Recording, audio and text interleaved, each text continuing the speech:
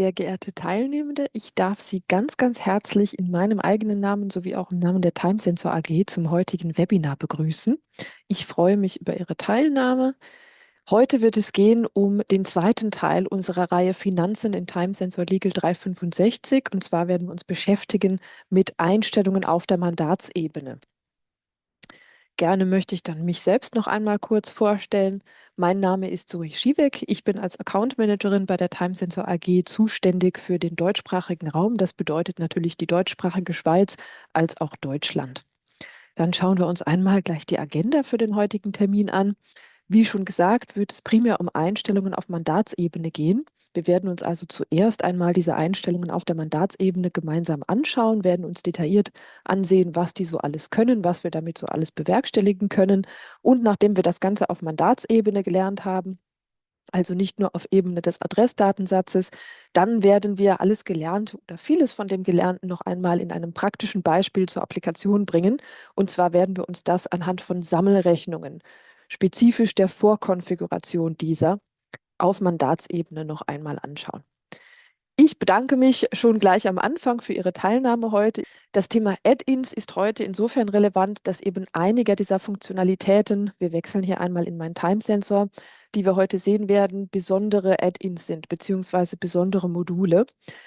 Für Sie bedeutet das Ganze, sollten Sie eine Funktionalität, die ich hier auf meinem Screen zeige, in Ihrer 365-Version nicht finden, dann liegt es aller Wahrscheinlichkeit nach daran, dass Sie ein solches Add-in noch nicht abonniert haben. In so einem Fall, wenn Ihnen das Feature zusagt, können Sie sich, wie eben beschrieben, sehr, sehr gerne an unser Sales-Team wenden und dort wird Ihnen dann weitergeholfen.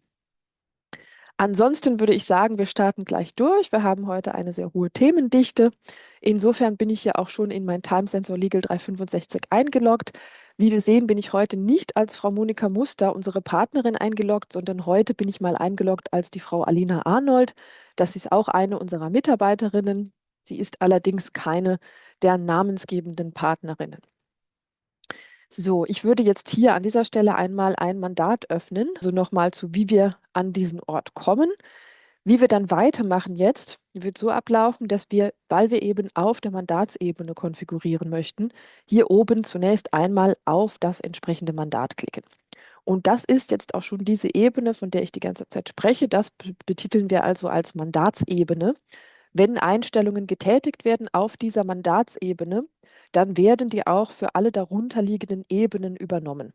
Was meine ich damit? Damit ist gemeint, dass zum Beispiel auf Mandatsebene konfiguriert werden kann, wer ein Rechnungsempfänger ist. Ein Rechnungsempfänger ist natürlich die Person, die die Rechnung erhält. Das bedeutet für mich in diesem Szenario, wenn ich also auf der Mandatsebene einen Rechnungsempfänger festlege, wird dieser für jeden Rechnungsdatensatz, der auf Basis dieser Mandatskonfigurationen erstellt wird, mit übernommen.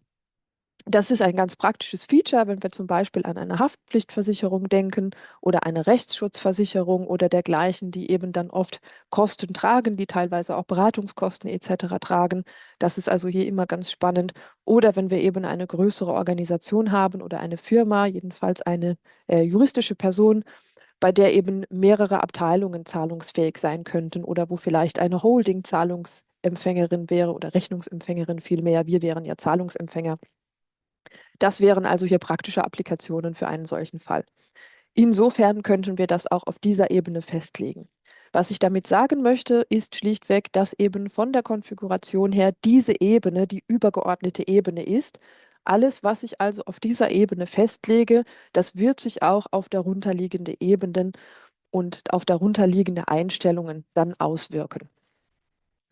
Wir schauen uns jetzt aber nochmal, nachdem ich hier einiges zu gesagt habe, ganz im Detail an, was genau wir hier denn überhaupt konfigurieren können. Wir fangen an hier im ersten Tab. Das ganze Prinzip kennen Sie schon, was wir dahinter noch sehen, vom Dossier selbst. Das bedeutet, wir haben auch hier nochmal eine Organisation in verschiedenen Tabs, damit das Ganze schön gegliedert ist thematisch. Und wir fangen hier im Überblick an. Überblick ist im Prinzip ein bisschen ähnlich wie das Stammblatt für das Dossier. Dort sprechen wir ja eben von Kontaktdaten über den gesamten Klienten, die gesamte Klientin. Hier ist es ähnlich gelagert. Hier sprechen wir eben einfach über die Basisdaten, das heißt alles, was ich quasi initial über ein Mandat wissen muss oder konfigurieren möchte. Das finden wir hier stets im Überblick mit eben dem Unterschied zum Stammblatt, dass es hier um ein konkretes Mandat geht. Dieses Mandat, das haben wir zunächst benannt hier oben, das heißt, das ist unser Mandatsname. Als nächstes haben wir den Gegenstandswert, der erklärt sich in der Regel von selbst. Darunter liegend haben wir den Status, den kann ich auf aktiv, inaktiv oder hier in diesem Fall archiviert setzen. Archiviert würde bedeuten, dass wir eben das ganze Projekt archivieren, dass es also nicht mehr vorgesehen ist für eine Reaktivation, was natürlich der Fall wäre, wenn wir es möglicherweise temporär auf inaktiv setzen. Das ist hier also mit aktiv, inaktiv, archiviert beschrieben. Wenn Sie zum Thema mehr wissen möchten, können Sie uns entweder kontaktieren oder Sie recherchieren einmal in unserem Online-Center, in unserem Help-Center. Dort finden Sie auch einen entsprechenden FAQ-Artikel zum Thema. Wir gehen etwas weiter nach unten. Dort hatten wir einmal den Mandatsführer. Das ist auch eine Sache, die kennen wir schon aus dem Stammblatt. Dort ist auch ein Dossierführer angegeben. Das ist hier einfach dieselbe Sache auf Mandatsebene, nur dass wir nochmal etwas feiner fächern, sodass wir hier eben zusätzlich auch noch eine ausführende Person deklarieren können und einen Akquisiteur. Das Ganze wird später nochmal relevant. Da werde ich dann noch zu kommen, wenn wir die automatische Ertragsverteilung mit einbeziehen. Deswegen also hier einmal gesondert die Nennung all dieser möglichen Auswahlen. Mandatsführer, ausführende Person und Akquisiteur, Akquisiteurin. Darunter finden wir dann ein Feld mit Mandatsdetails. Ähnlich wie jedes andere Feld in Time Sensor können wir auch hier wieder Vorschlagswerte konfigurieren. Ähnlich verhält es sich mit dem Aktenstandort und allen anderen Feldern, die Sie hier auf der rechten Seite sehen. Ich denke, diese Felder, die würde ich jetzt einmal etwas aussparen, da die recht selbsterklärend sind. Die dürften Ihnen also demnach geläufig sein. Dann kommen wir jetzt zum Feld hier unten. Das hatte ich jetzt schon einige Male angesprochen. Hier sind wir also bei den verbundenen Adressen. Obacht, hier sind wir bei den verbundenen Adressen auf Mandatsebene. Was bedeutet das konkret? Ich hatte es vorhin schon einmal erwähnt. Das bedeutet konkret, dass eben die Adressen, die hier verbunden sind, nur für das aktuelle Mandat verbunden sind. Das heißt, sie sind nicht im Stammblatt verbunden. Wenn ich das Ganze einmal umdrehe, wir würden also sagen, wir haben eine Adresse, die nur im Stammblatt verbunden ist, haben wir eine im Stammblatt verbundene Zahlstelle. Wird diese Zahlstelle automatisch auf jedes Mandat übernommen, unabhängig davon, ob sie hier nochmal vernetzt ist oder nicht.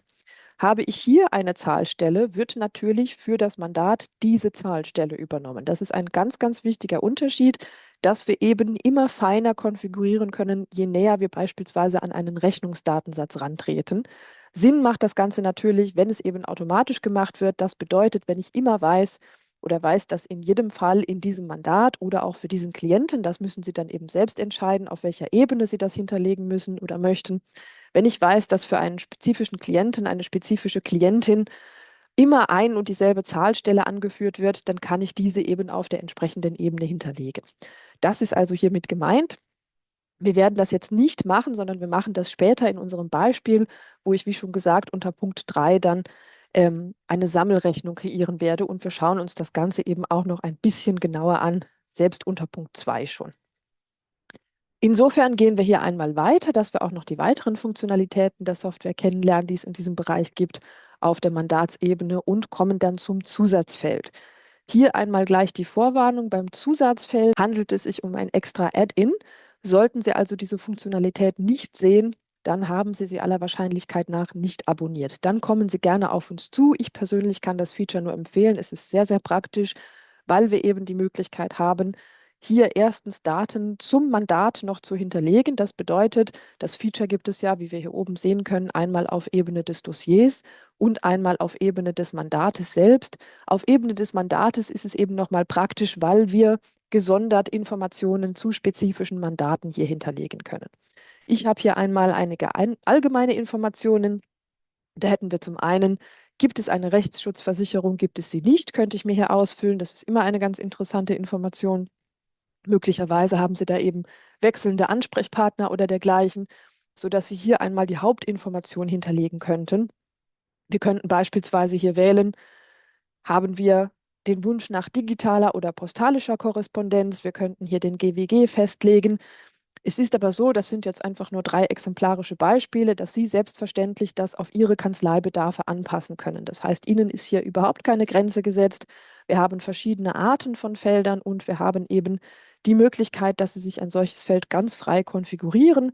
Hier haben wir auch noch einige Optionen mehr. Sie können beispielsweise den Feldinhalt zwingend machen. Das bedeutet, ich muss zwingend dieses Feld ausfüllen, sonst kann ich den Datensatz nicht speichern.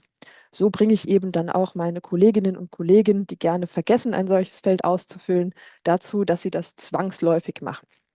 Hier oben haben wir noch einmal die Konfiguration zum Archivbereich. Da das aber jetzt für uns zu Zwecken der Finanzreihe nicht weiter relevant ist, würde ich das etwas aussparen, wohingegen wir eben hier nochmal finanzrelevante Informationen auch hinterlegen könnten. Dann kommen wir jetzt zu einem der mit Abstand wichtigsten Tabs, die wir hier auf Mandatsebene konfigurieren und bearbeiten können, nämlich dem Tab Rechnungslegung. Das ist ein Tab, mit dem wir uns jetzt sehr intensiv beschäftigen werden, weil wir hier eben einige Basisfunktionalitäten finden, die wir also brauchen, um tatsächlich ein Mandat vorzubereiten, damit wir dieses führen können. Wir fangen ganz oben an, und zwar an einem eher unscheinbaren Stellchen, und zwar direkt hier rechts auf diesem kleinen Pfeil. Zunächst ist es so, dass ich eben in dieser Spalte meine Preisliste, also die Bepreisung dieses Mandates, konfigurieren möchte. Das bedeutet, ich kann hier entweder eine im System erstellte Preisliste hinterlegen oder aber ich kann hier natürlich auch Individualpreise definieren. Dann müsste ich eben hier einmal auf Definieren klicken. Hier haben wir jetzt nur einen Stundensatz für Frau Arnold hinterlegt und hier könnte ich spezifisch für dieses Mandat verschiedene andere Preise auch eben für meine Kollegin hinterlegen. Das Ganze breche ich jetzt einmal ab, damit wir das eben nicht machen.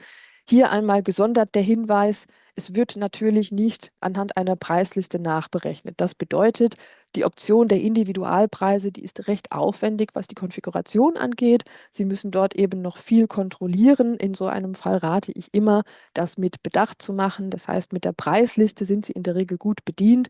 Wenn Sie beispielsweise jetzt einen Mandanten, eine Mandantin haben, wo Sie auf jeden Fall die Individualpreise brauchen, geben Sie sie dort an.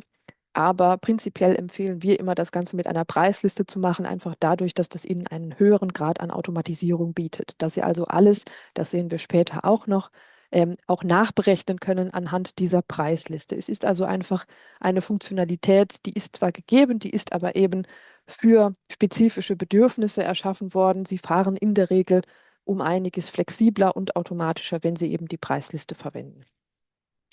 Dann rutschen wir auch schon eine Etage tiefer. Hier sehen wir, dass ich hier die Möglichkeit habe, Rechnungsvorlagen auszuwählen. Bei mir ist es jetzt so, ich habe diese Rechnungsvorlagen hier im System hinterlegt. Die könnte ich dort ganz bequem auch nochmal abwählen oder anwählen, wenn ich beispielsweise sage, ich möchte jetzt für das aktuelle Mandat hier nicht die Rechnungsvorlage modern verwenden, sondern ich möchte gerne die Rechnung Avantgarde. Dann würde ich doch die auswählen. Wenn ich keine dieser Rechnungen möchte, habe ich natürlich auch immer die Möglichkeit, auch von hier. Alternativ geht das Ganze auch aus den Parametern, sofort in den Vorlageneditor zu gehen und dort die Vorlage anzupassen. Das ist allerdings mit Vorsicht zu genießen, weil das eben auch von dieser Stelle aus zu dem generellen Dialog führt, wo Sie eben über das ganze System oder gegebenenfalls sogar mehrere Entitäten in Ihrem System die Vorlagen anpassen. Hier ist also demnach mit etwas Vorsicht zu walten. Wenn wir dann etwas tiefer gehen, dann sehen wir hier auch noch das Mahnschema, das Einzahlungskonto und das Ertragskonto für dieses Mandat.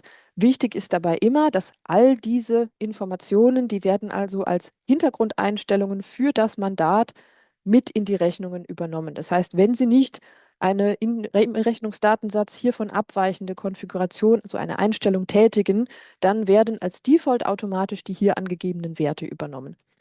Es empfiehlt sich also, dass Sie eben hier die Werte angeben, die am häufigsten mit in einen Rechnungsdatensatz in diesem Mandat übernommen werden sollen. Wir schauen jetzt noch einmal auf die rechte Seite. Da haben wir auch noch einige Optionen. Da haben wir zunächst oben eine Option, die heißt Timesheet. Da geht es darum, wie wir die Sichtbarkeit und die Verarbeitung im Timesheet steuern. Das bedeutet, wenn wir also eine Leistung im Timesheet auf dieses Mandat erfassen, wie verhält sich Timesensor dabei in Bezug auf dieses Mandat? Da habe ich eben die Möglichkeit, dass ich die Leistungen verrechenbar machen kann. Ich habe die Möglichkeit, dass ich die Leistungen nicht verrechenbar machen kann und ich habe die Möglichkeit, dass ich die Leistungen im Timesheet unsichtbar machen kann. Das wären also hier die Möglichkeiten. Dann haben wir auch noch die Möglichkeit, hier das Ganze als mehrwertsteuerfrei, da ist jetzt die Terminologie verschiedener Länder zusammengekommen. Hier ist es natürlich so, dass in der Schweiz das Ganze mehrwertsteuerfreies Mandat heißt. In einer deutschen Version heißt es umsatzsteuerfreies Mandat. Gemeint ist aber dieselbe Sache in diesem Fall. Das heißt, wenn ich hier das Häkchen in der Checkbox setze, dann wird eben für dieses Mandat, egal welche Rechnung ich darauf erstelle, prinzipiell keine Mehrwertsteuer angerechnet. Das kann ich natürlich auch in einem spezifischen Rechnungsdatensatz nochmal abändern. Gemäß der Konstellation beispielsweise, ich habe normalerweise in diesem Mandat Rechnungen, die ich ohne Mehrwertsteuer stelle. Dann gibt es aber eine Rechnung, die wird mitberechnet. In so einem Fall würde ich natürlich in den Mandatseinstellungen hinterlegen, dass das Ganze ohne Mehrwertsteuer berechnet wird und würde dann in dem einzelnen Rechnungsdatensatz eine Berechnung der Mehrwertsteuer nochmal anwenden. Wir haben hier unten auch noch die Möglichkeit, das ist jetzt gesondert für unsere deutschen Kunden, das existiert in der Schweiz hier nicht in dieser Form. In Deutschland existiert der RVG-Tarif, nach dem eben gewisse Leistungen abgerechnet werden. Hier können Sie auf Mandatsebene einstellen, welcher RVG-Tarif zugrunde gelegt wird. Da haben wir eben mehrere Jahre. Vorab muss das Ganze natürlich in den Basiseinstellungen der Software selbst, das regeln wir an einer anderen Stelle in den Parametern entsprechend, muss das Ganze natürlich aktiviert werden. Das heißt, dort müssen Sie entsprechend angeben, ob der Tarif hier überhaupt zur Auswahl steht. In der Schweizer Version ist es beispielsweise so, dass er überhaupt nicht zur Auswahl steht. In der deutschen Version kommt es eben darauf an, was Sie in Ihrer Version freigeschaltet haben. Auch da helfen wir Ihnen aber gerne weiter, wenn das bei Ihnen Probleme bereitet, wenn dann noch Fragen auftauchen. Melden Sie sich gerne bei uns, wenden Sie sich an uns und wir konfigurieren das gerne gemeinsam. Das wäre also hier diese Tarifoption.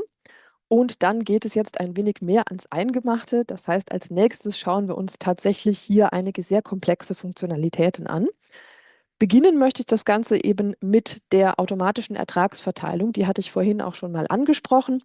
Da gehen wir noch einmal einen Schritt zurück und wir schauen uns nochmal hier den Mandatsführer, Ausführend und Akquisiteur an. Da hatte ich schon gesagt vorhin, dass die eben an dieser Stelle relevant werden. Wir gehen jetzt zurück in den Tab Rechnungslegung und ich klicke einmal hier auf dieses Pfeilkonstrukt. Hier sehen wir jetzt, dass hier schon einige Regeln erfasst sind. Wenn ich beispielsweise jetzt eine solche Regel anklicke, dann sehen Sie auch gleich, was diese Regel tut. Hier haben wir nämlich oben eine Einstellung zugunsten. Das heißt, dort können wir angeben zugunsten eben welcher Partei, welchem Sachbearbeiter. Das ist Ihnen das ist Ihnen überlassen. Oder eben welcher Ebene von Sachbearbeitern. Das bedeutet zum Beispiel, werden die Partner in gewisser Weise hier beteiligt oder werden die Associates beteiligt oder die Sekretariatsarbeiter oder Arbeiterinnen. Das wäre also hier oben mit zugunsten gemeint. Dann könnte ich hier noch ein Konto angeben. Bei uns steht es jetzt auf automatisch, weil wir eben alles so, wie wir es wünschen, schon vorher konfiguriert hatten.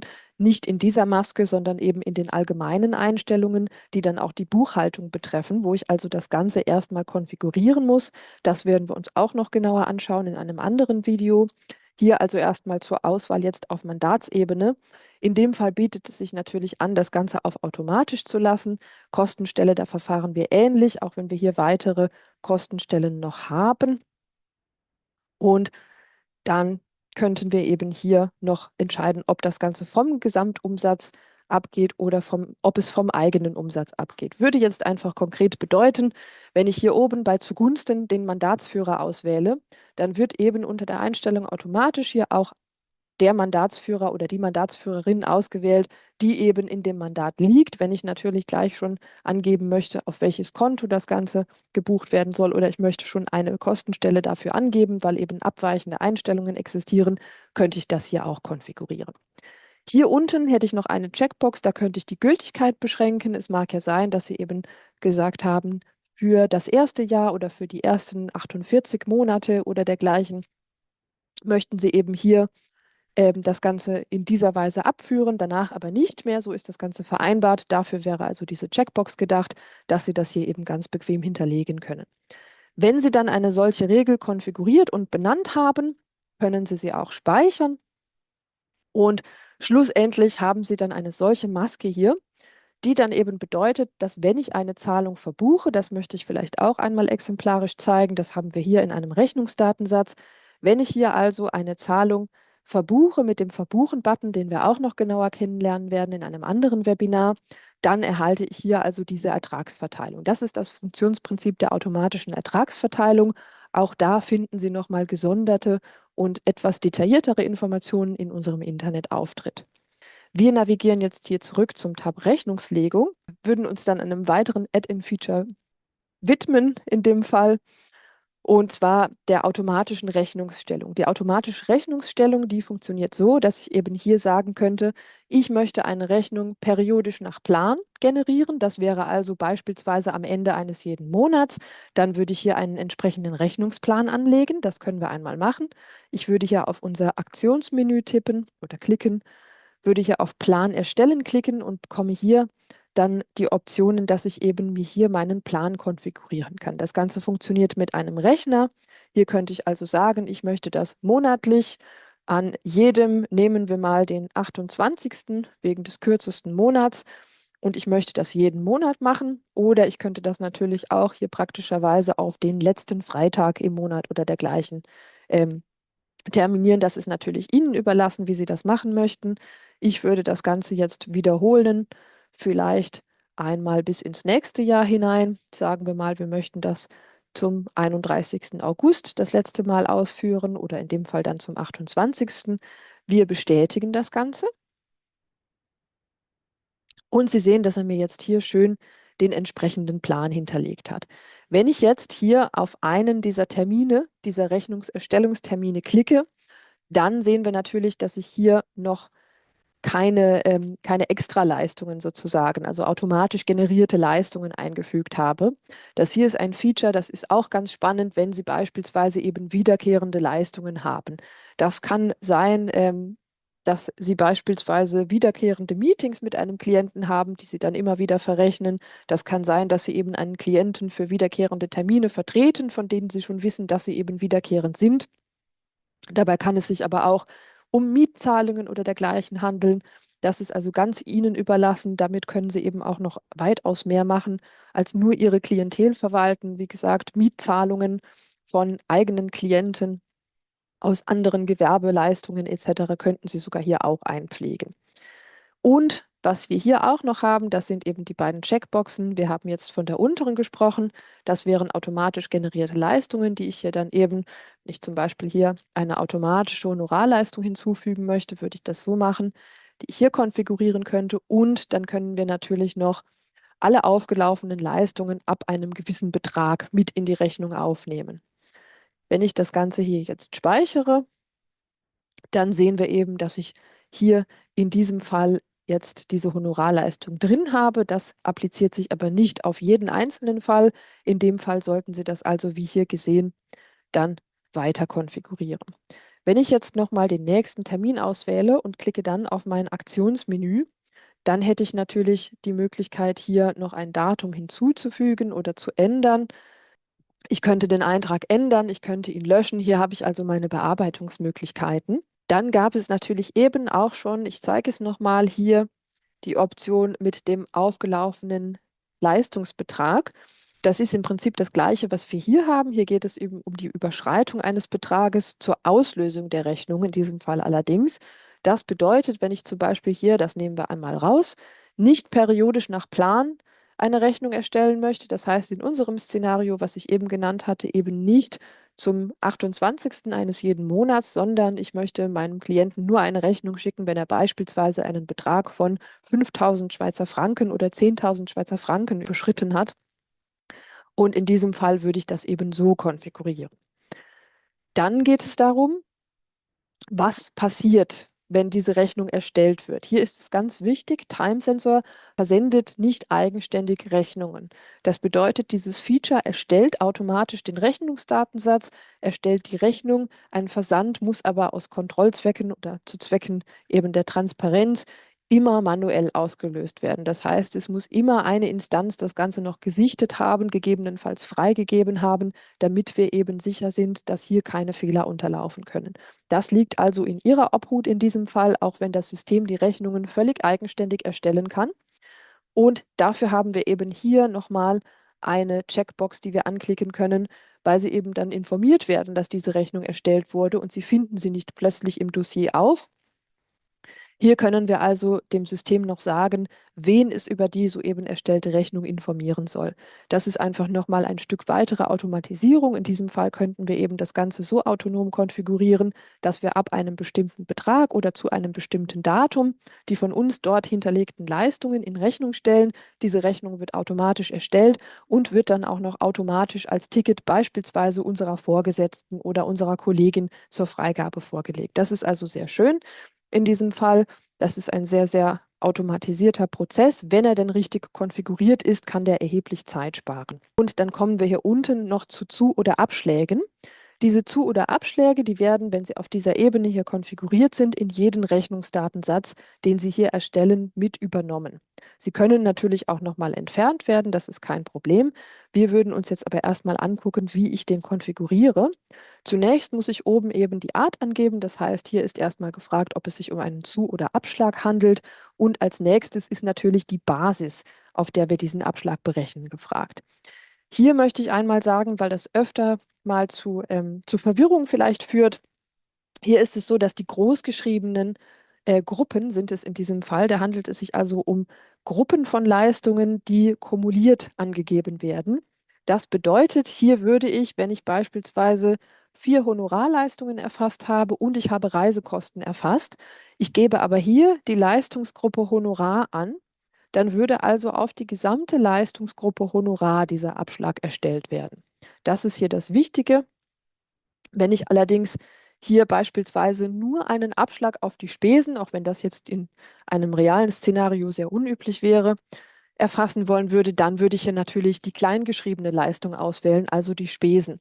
Oder ich würde hier eben die Honorarleistung auswählen. Der Unterschied nochmal zwischen Honorar groß und Honorar klein ist, Honorar groß bedeutet die Leistungsgruppe Honorar, das heißt alle Honorarleistungen oder alle Leistungen, die dieser Leistungsgruppe zugeschrieben sind, werden kumuliert und darauf wird dann der Abschlag berechnet.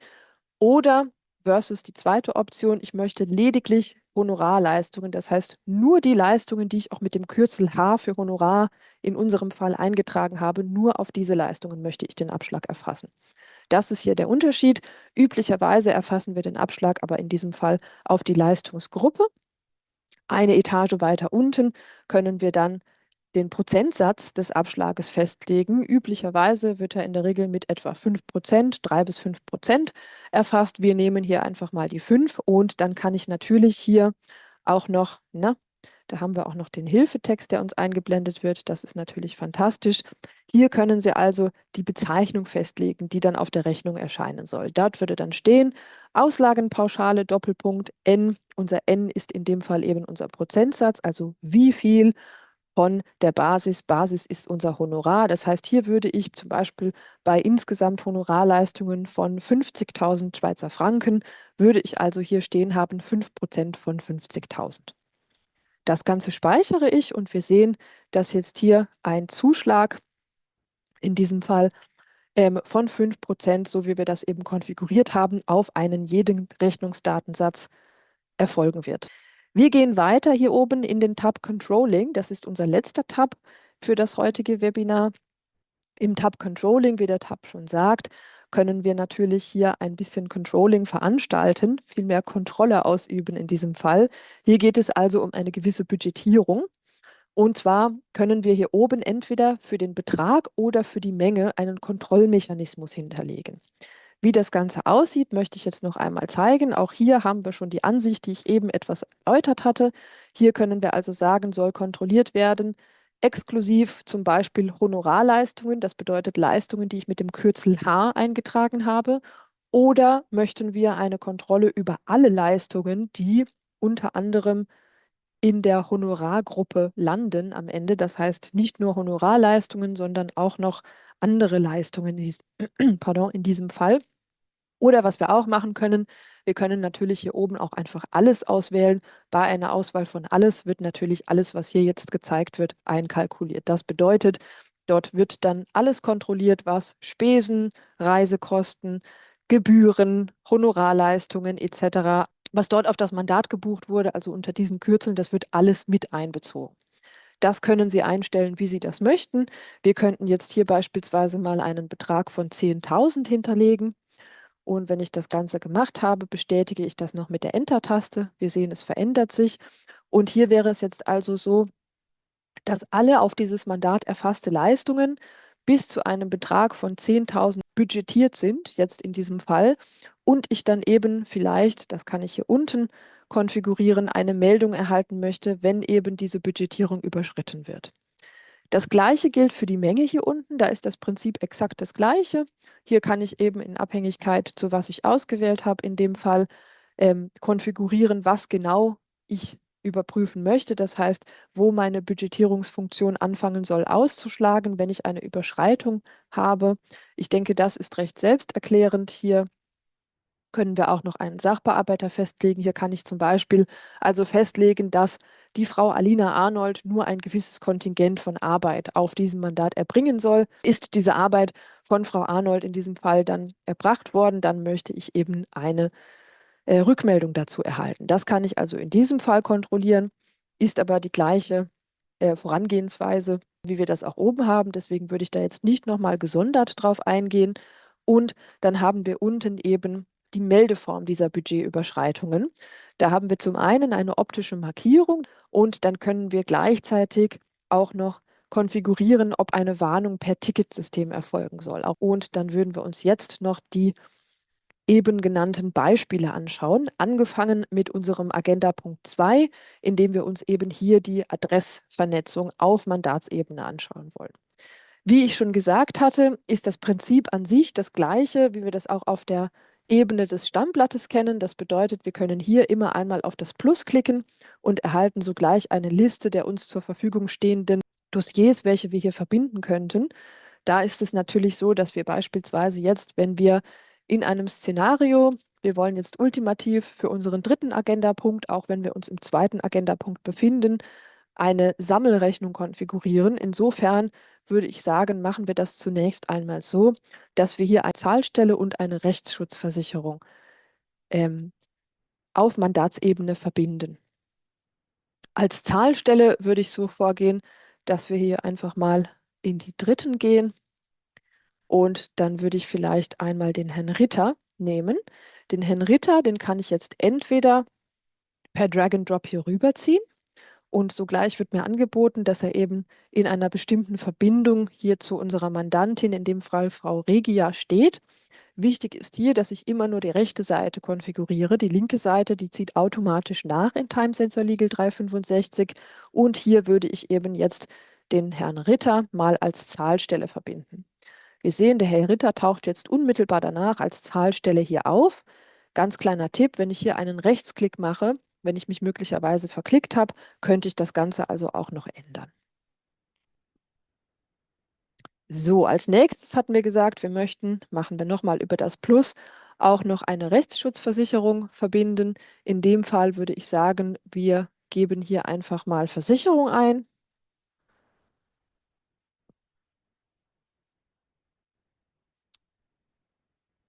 Wunderbar, da haben wir doch auch schon eine Rechtsschutzversicherung. Und von der würde ich behaupten, die ziehen wir auch einmal hier rüber. Und auch da wieder das gleiche Szenario. Wir machen hier nur auf der rechten Seite eine Anpassung und wir würden jetzt das Ganze als Versicherung, da unten haben wir es auch schon, verbinden. Ich schließe dieses Fenster jetzt nochmal. Sie sehen, wir haben hier also jetzt eine Zahlstelle und eine Versicherung verbunden. Und damit hätten wir auch schon größtenteils alle uns zur Verfügung stehenden Beziehungen oder alle hier benötigten Beziehungen auf dieses Mandat selbst verbunden. Wir haben hier auch noch die Möglichkeit, bei Schadensnummer oder Referenz könnten wir es auch nennen, eine Referenznummer der Rechtsschutzversicherung anzugeben. Wir würden jetzt hier einfach mal eine fiktive Nummer eintragen, eine, die wir auch wiedererkennen würden. Und diese könnten wir dann eben später bei einem Schreiben an die Rechtsschutzversicherung auch einfügen lassen automatisch. So viel also zu diesem Thema. Ich würde das Ganze hier jetzt einmal speichern und damit wären wir auch beim dritten Agendapunkt der heutigen Tagesordnung angelangt. Wir würden uns jetzt noch einmal geschlossen anschauen, wie wir also eine Sammelabrechnung, das heißt eine Rechnung, die über mehrere Mandate funktioniert, hier konfigurieren würden. Wichtig dazu ist, dass wir hier beim Erbschaftsstreit, weil wir eben möchten, dass unsere Anwälte ähm, auf entsprechende Mandate ihre Leistungen erfassen. Hier würden wir also sagen, dass für den Erbschaftsstreit im Tab Rechnungslegung hier für das Timesheet gilt, dass es im Timesheet sichtbar ist. Das ist auch bis dato so konfiguriert. Das ist also so, wie das Ganze im Default erstellt wird. Hier schauen wir uns noch das zweite Mandat an, navigieren auch hier in den Tab Rechnungslegung, schauen uns an, ob das Timesheet sichtbar ist und wir sehen hier an diesem Symbol, das Timesheet ist sichtbar. Wunderbar. Und jetzt hätten wir die Möglichkeit, eben ein Abrechnungsmandat zu konfigurieren. Möchte ich also ein neues Mandat erstellen, klicke ich hier unten.